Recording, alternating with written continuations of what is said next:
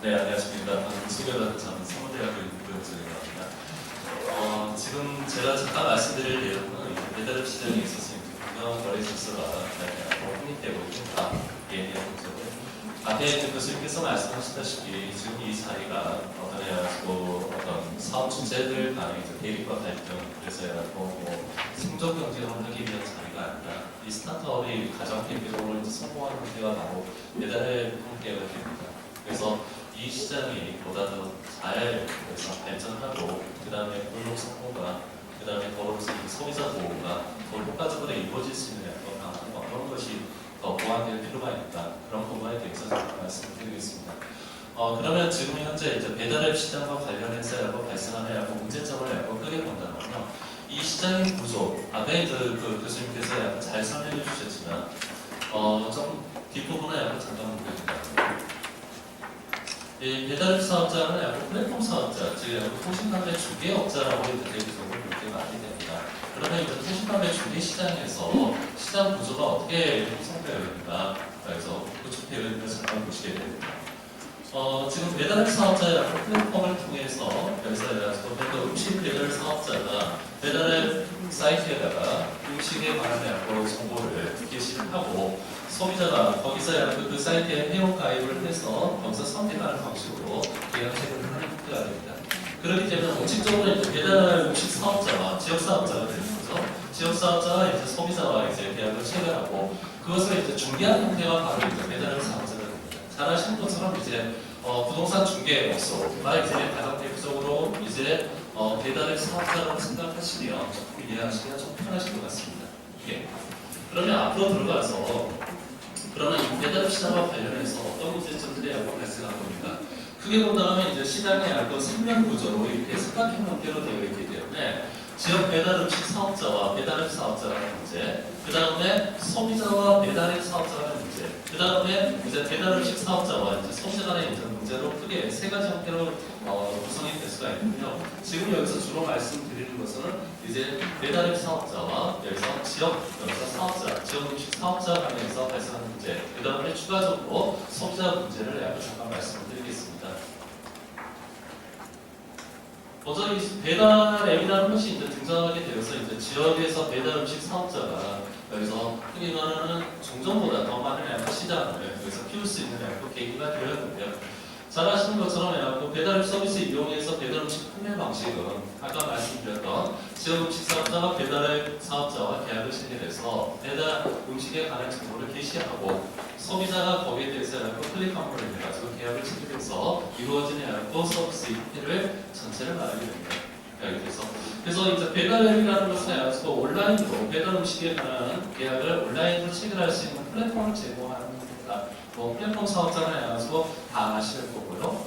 그러면 기존에 배달앱 등장 이전과 배달 음식 거래, 배달앱에 따라서 여기서 판매 방식이 어떻게 변했는가? 여기에 중간에 하나 빠져 있습니다. 종전에는 그 배달앱이 등장하기 전까지는 흔히 말하는 지역에서 광고질 형태를 통해서 배달 음식에 관한 광고를 했었죠. 그래서 그 지역 내에 있는 소비자들을 타겟으로 해서 여기서 음식을 팔았습니다. 그런데 또 하나 중간 형태에서 등장한 게 바로 소셜 커머스입니다. 이 소셜 커머스가 물론 배달 음식은 아니지만 지역 음식 사업자들에 대해서 음식을 소비자한테 판매하는 방식으로 또 하나의 광고 수단으로 들어가는 게 쿠폰 판매가 될 수 있죠. 그 소셜 커머스가 문을 닫고 등장하는 것이 배달 음식 사업, 배달앱 사업이 등장하게 됩니다. 그래서 종전에 전단지 광고를 하다 보니까 여기서 지역 내 소비자들한테만 광고를 했죠. 물론 프랜차이즈 본부에서 이렇게 TV 광고하는 경우도 있었지만 대부분의 지역 음식 사업자들은 광고지를 통해서 전단지를 통해서 광고를 했습니다. 그래서 그 영업 범위를 그 영업소를 중심으로 인성 범위대로 한정되어 있었고요. 대부분 주문이 전화 주문에 의해서 이루어졌다. 그런데 배달앱이 등장함으로 인해서 여기서 회원, 비회원이 광범위 안에 지역에 상관없이 여기서 광고할 수가 있다는 거. 즉 말하면 여기서 소비자층이 그만큼 넓어졌습니다. 그 다음에 이 지역 제한이 없습니다. 종전에는 배달을 시키려면 그 배달 음식점에 최소한 전화번호를 알고 있어야 되거든요. 그렇기 때문에 전화를 하려고 하면 주문한 배달이 가능한 그 지역 내의 소비자들한테만 판매가 있었는데, 지금은 잘 아시는 것처럼 내가 서울에 있을 때 지방에 있는 뭐 지인이라든지 아니면 내가 서울 출장 왔는데 또는 지방 출장 왔는데 뭐 가족들한테 배달 음식을 내가 시켜주고 싶다라고 했을 때 바로 할 수 있다는 장점이 있게 됩니다. 그 다음에 주문 방식이 아니고 인터넷 주문 또는 아니고 전화 주문 방식이 되는 것이고요. 그 다음에 특히 지금은 해가지고 여기서 배달이 안 되는 음식점이라 하더라도 배달앱 사업자들하고 배달 서비스를 해가지고 제공합니다. 즉 말하면 그 음식점에 찾아가서 그 음식을 사서 전달해주는, 배달해주는 서비스까지 되어 있기 때문에 굉장히 지금 음식 사업이라는 지역 음식 사업에 대해서 획기적인 변화를 가져오고 있다는 것이죠. 물론 이제 배달을 따르는 편익으로서는 효과적인 광고, 소비자 범위의 확대, 뭐 판매 지역의 확대 그렇게 될 수가 있고요. 소비자 측에 있어서는 정보 제공에 있어서 편의성, 그 다음에 배달 음식 사업자의 선택의 폭을 확장하니까. 그 다음에 결제 편의성. 예전 같은 경우에 대해서는 현금 아니면 신용카드로 결제를 했는데 지금은 앱을 통해서 결제를 하다 보니까 그 외의 다른 다양한 방식에서도 결제를 할 수가 있다는. 그 다음에 또 하나가 프로모션에 의해서 할인을 받을 수가 있다는 점이 하나의 큰 장점이 되는 거죠. 자, 그렇다 보면 이제 배달과 관련해서 조금 이슈가 되고 있는 사항들이 좀 무엇이냐. 뭐 아까 잠깐 말씀 나왔기 때문에 광고료 부분입니다. 근데 이 광고료 부분에 대해서는 지금 현재 이걸 공정하다 불공정하다라고 딱히 단정하기는 굉장히 어렵습니다. 가격 부분에 대해서는 사업자의 자율적인 영역이기 때문에 이 부분에 대해서 높다, 낮다, 과연 높다라고 했을 때 이것이 불공정하냐라고 조금 보기는 조금 어렵지만 문제는 지나치게 즉 말하면 또 여기서 지금 보시는 슈퍼리스트라든지 이런 형태는 이제 여기서 경매 방식으로 하다 보니까 지금 사실상 여기서 그 광고료가 무제한적으로 상승하는 결과가 발생한다는 것이죠. 그래서 뭐 여러 군데를 하게 되면 아까 대검 가는데 최근에 광고를 뉴스에서 보게 된다면 한 500만 원 정도 광고료만 해서 500만 원 정도라는 것이 조금 일반화되겠다라는 것이 되었고요. 그러다 보니까 과도한 광고료가 여기서 가장 핵심적인 좀 논란의 여지가 되어 있다는 거. 그 다음에 이제 카드 결제 수수료입니다. 잘 아시는 것처럼 이제 골목 상권에 여기서 활성화시키기 위해서 영세 사업자에 대해서는 우대 수수료를 부담하게 되어 있는데 지금 제시된 여기서 카드 수수료를 보게 되면 여기서 4.1%에서 약 10%, 4.3%에서 11.4%, 5.4에서 11%, 즉 1.3%의 여기서 보다는 굉장히 높은 카드 수수료를 받고 있다. 그런데 문제는 이게 이 배달앱 차원에서 해가지고 이렇게 하는 것이지 배달앱 사업자가 결제대행 사업자다 보니까 이 카드사에서 해가지고 결제대행 사업자라고 해서 지역 여기서 사업자라고 우대 혜택을 부여하지 않는 것인지 이건 조금 확인할 필요가 있게 되겠습니다. 그 다음에 이제 차등 수수료입니다. 여기서 프랜차이즈 업계를 통해서 해갖고 여기서 그 신용카드 결제를 했을 경우에 대해서는 아까 보았듯이 4%의 중개 수수료 물론 이것도 없다고 하는데요. 근데 문제는 프랜차이즈가 아니라 일반 여기서 지역 음식 사업자 같은 경우는 12.5%의 중개 수수료를 부과하고 있다. 물론 여기서 규모의 경제라는 측면을 고려한 것이죠. 즉 말하면 결제가 많이 이루어졌기 때문에 더 적은 수수료를 부담하더라도 그래서 더 많은 이익을 얻을 수가 있다는 점이고 그 다음에 결제가 적게 이루어지기 때문에 더 많은 수수료를 부담한다는 것인데 그러다 보니까 문제는 여기 대해서 과연 그 지금 지역 상권을 살리기 위해서 지금 카드 수수료까지도 인하하고 있는 현 시점에서 이렇게 해가지고 지역 상권을 여기서 많은 수수료를 받는 것이 적절한지 여부가 좀 논란이 될 수 있을 것이고요. 그 다음에 이제 판촉 비용입니다. 여기서 즉 말하면 소비자들을 유인하기 위해서 할인 쿠폰이라든지 여러 가지 판촉 행사를 하고 있는데 문제는 이런 판촉 행사를 하게 되면 필연적으로 판촉 비용, 프로모션 비용이 발생하게 됩니다. 그러면 이 비용을 누가 부담할 것이냐? 그래서 배달업사 측에서 제청을 기다렸는데 최근에 있어서는 이게 이제 조금 더 바뀌어서 그래서 그런 프로모션을 하는 업체, 지역 음식 사업자한테 100%를 부담하는 방식 또는 5대5로 부담하는 방식 이런 방식으로 진행되고 있다고 하더라고요. 근데 여기에 대해서는 규율 법이 없습니다. 그래서 근데 만약 이게 대규모 유통업의 규율 대상이 위탁 판매 사업자라고 한다면 여기서 대규모 유통업법에서는 배달앱 쪽에서 요구하는 프로모션의 경우에 대해서는 최대 부담 비율은 50%밖에 안 됩니다. 근데 이것은 중개사업자이기 때문에 여기서 대규모 유통업법이 적용되지 않아서 그런 최고 상황이 적용되지 않는다는 점 이 점이 또 해가지고 중개 사업자가 가지는 우리 법의 한계라고 좀 볼 수가 있겠고요. 그 다음에 아까도 잠깐 언급되었지만 지정된 영업지역 외에도 다른 가맹점 영업지역과 약속해달다. 즉 말하면 프랜차이즈 약속하게 되면 여기서 어느 정도 수익을 약속 보장해주기 위해서 어떤 영업지역을 약속 여기서 정해놓게 됩니다. 그러면서 그 영업지역을 약속 너무 영업을 하는 것을 약속 금지를 하고 있습니다. 이게 바로 이제 대규모 그 가맹사업 가맹사업 공정화이라는 법률 등에서 약속 규정하고 있는 내용인데 문제는 이것을 해갖고 지금 배달의 사업자가 앱이라는 것을 통해서 이걸 침범할 수 있도록 해놨습니다. 그래서 즉 말하면 광고를 하지 않은, 배달을 해서 광고를 하지 않는 여기서 가맹 사업자의 영업점에 대해서 배달앱을 통해서 계약이 체결될 수 있도록 되고요. 즉 말하면 배달해서 음식을 판매할 수 있도록 해놨습니다. 그런데 이것을 약간 가장 보게 되면 근본적으로 가맹사업 공정화에 관한 법률에 대해서 여기서 침해 문제가 발생하게 되는데 문제는 가맹사업 공정화에 관한 법률에서는 가맹본부하고 가맹사업자의 관계만 규정을 해놨습니다. 그러다 보니까 이 중개사업자에게도 제3자가 이걸 침해했을 때 규율을 하고 있지 않다는 점. 물론 민법상으로 하고 손해배상을 하고 청구하는 데 있어서는 제3자의 불법 행위가 되기 때문에 가능하지만 문제는 여기에서 가맹사업법하고 가맹사업 공정화에 관한 법률하고 민법하고 가장 큰 차이점은 행정규제, 즉 말하면 공정거래위원회와 행정규제가 부과될 수 있느냐의 문제인데 지금 사실상 보게 되면 손해배상을 청구할 수 있다 하더라도 여기에서 그 행위에 대해서 행정규제를 통해서 시정할 수 없다는 점이 좀 한계입니다.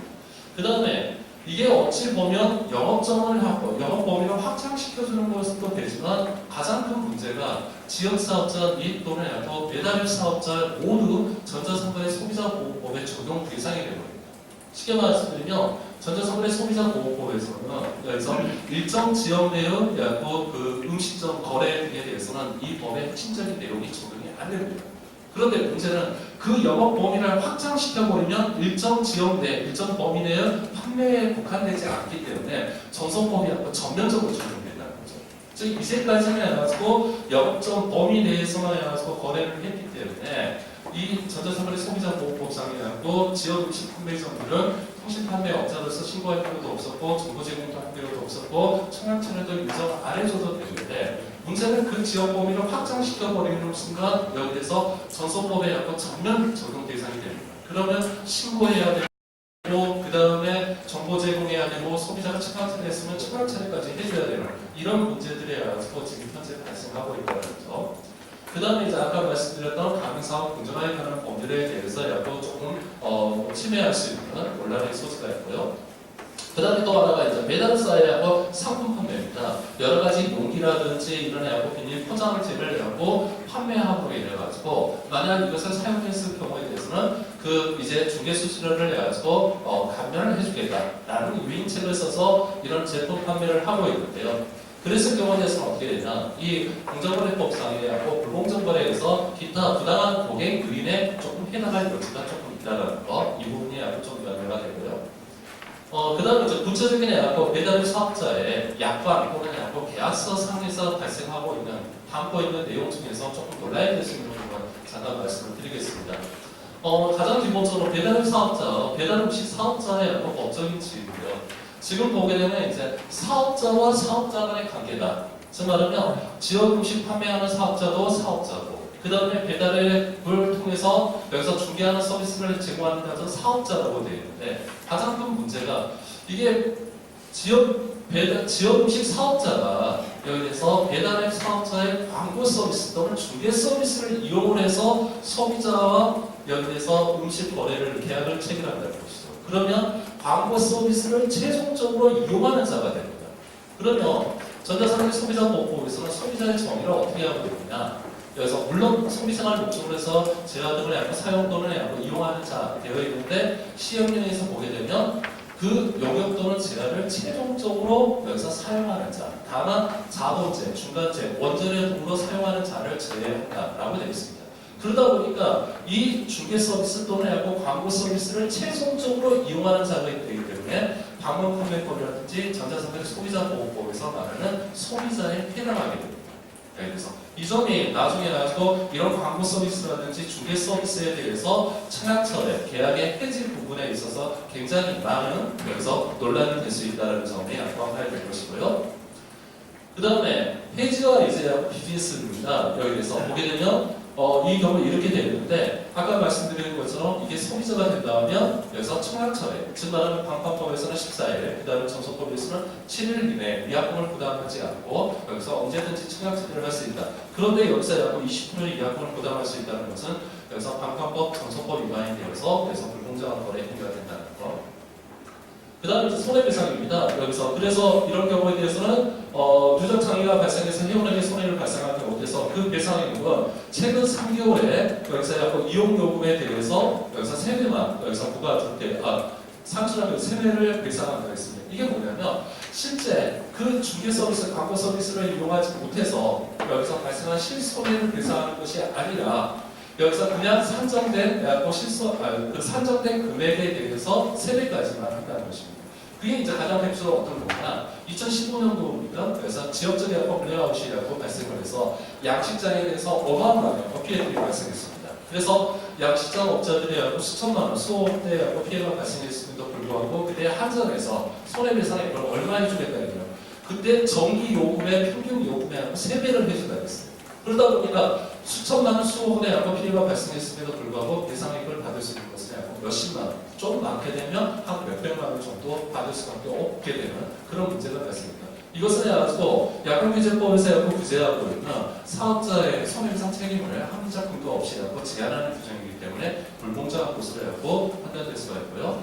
그 다음에 이제 광고주 여기서 이제 통지가 되는데 여기에 보게 되면 7일 이내에 홈페이지에 7일 동안 게시함으로써 개별 통지하고 가능하다고 했는데 원래 중요한 사항에 대해서는 개별 고지입니다. 홈페이지에 공고한다고 해서 그게 고지된 것으로 인정되지 않고요. 각자 개별적으로 통지를 해줘야 하는데 이것을 지금 여기서 홈페이지에 공지함으로 해가지고 여기서 개별 고지가 된 것으로 인정하고 있기 때문에 이 역시도 불공정한 것으로 판단될 수 있고요. 그 다음에 여기서 아까 말씀하신 청약처의 부분이고요. 노출 제한입니다. 여기에서 그래서 이 경우에 대해서는 이러한 요금을 체납한 경우, 그 다음에 이용자가 소비자가 구매한 것에 대해서 3회 이상이 거부한 경우에 대해서는 광고를 중단한다고 했는데 문제는 이게 광고인지 중개 서비스인지 광고라고 한다면 이것을 해가지고 내가 거절한다고 해서 해가지고 광고를 중단하면 안 되거든요. 그런데 지금 중단한다라고 되어 있기 때문에 이 부분도 조금 논란이 될 수가 있고요. 그 다음에 이제 중거법입니다. 그래서 분쟁이 발생했을 경우 어느 법원이나 소송을 제기해야 되냐. 약관에서는 해가지고 지금 서울중앙지방법으로 해놨는데 정성법이나 방법법을 보시게 되면 여기서 소비자의 주소 또는 거소지를 약고 관할하는 지방법은 1심법원에 약고 전속관할을 두고 있습니다. 그렇기 때문에 이 부분도 여기서 관할 위반을 약고 규정하고 있다라는 점이 될 것이고요. 소비자 피해에 대해서는 아까 말씀드렸기 때문에 여기서 전에 발표해서 말씀하셨기 때문에 저는 좀 생략을 하겠습니다. 그 다음에 현행 배당과 관련해서 현행 법령은 거래 행위에 대해서는 공정거래법, 전자장거래 소비자보호법, 방법판매법, 약관규제법, 그 다음에 결제정산에 대해서는 요신정보금융법, 전자장거래 소비자보호법, 전기통신사업법 등에 가지고 여기서 적용될 수가 있는데요. 가장 중요한 게 뭐냐? 지금 우리 법의 공정거래법에 보게 된다면요, 여기서 판매자, 즉 계약의 당사자를 중심으로 분류하고 있습니다. 그러다 보니까 계약 당사자가 아닌 그것을 중개하는, 즉 중개사업자 또는 플랫폼 사업자라고 하는 사람에 대해서 직접적으로 분류하는 법이 우리나라 법에서는 없습니다. 그래서 지금 지금 잘 아시는 사이버몰 판매, 중개거래에 관한, 공정거래에 관한 법률이 지금 여기서 국회에 계류 중에 있습니다. 그래서 이걸 통해서 해가지고 이 법을 제정을 통해서 해가지고 이 중개시장 또는 플랫폼 시장의 공정화를 해가지고 추구를 할 수 있는데 가장 큰 문제가 이 법이 가지고 있는 한계가 공적 규제 중심이라는 거죠. 즉 말하면 어떤 법 위반이 발생했을 때 그런 다음에 해가지고 여기에서는 중개사업자, 중개를 의뢰하는 사업자 간에 사법 간에 해가지고 사법적인 법률 관계에서 발생한 문제입니다. 근데 이걸 당사자 간에 해결할 수 있도록 규율하는 것이 아니라 무조건 공적 규제, 공정거래위원회에 하고 행정 규제를 통해서 여기서 그걸 시정하도록 해놨기 때문에 사실상 이 법이 가지고 있는 한계점이라고 좀 볼 수가 있고요. 그 다음에 가맹사업 공정화에 관한 법률은 가맹 공고와 그 다음에 가맹 사업자 간의 관계를 규율하고 있습니다. 예전에 가맹본부에서 우월적 지위를 좀 남용해서 하는 행위를 해하고 여기서 규율하기 위해서 이 법이 제정되었기 때문에 되는데 지금은 제3의 사업자가 들어와서 이런 가맹 사업 자체를 여기서 흔들리는 여기서 이런 경우에 대해서 실질적으로 규율하지 못하고 있다는 점이 한 개고요. 그 다음에 지금 다 아시는 것처럼 지금 가장 핵심 문제는 광고입니다. 그래서 야구 광고 여기서 매체사에 의해서 불공정한 행위 이 부분에 대해서 규율을 해야 하는데 잘 아시는 것처럼 광고 시장을 규율하는 것은 해가지고 여기서 광고에 하고 매체를 통해서 즉 방송이면 방송, 신문이면 신문 이쪽으로 해야 들어가야 되는 거죠. 방송법에서 하고 규율하고 신문법에서 규율하지 광고 자체에 대한 광고 매체사에 의한 여기서 해가지고 규율은 지금 규율하고 있는 법이 없기 때문에 이것을 할 수 있는 해가지고 여기서 법의 제정이 필요하고요. 그 다음에 이제 전소법, 아까 이제 소비자 보호에 관한 내용은 여기서 이런 경우에 대해서 전소법을 하고 배제하는 것이 아니라 전소법에 하고 적용을 여기서 하고 확대해서 진전하게 해가지고 여기서 골목 상권의 형성화나 더불어서 하고 소비자 보호가 이루어질 수 있는 방안이 마련되기를 기대하겠습니다. 이상입니다. 감사합니다.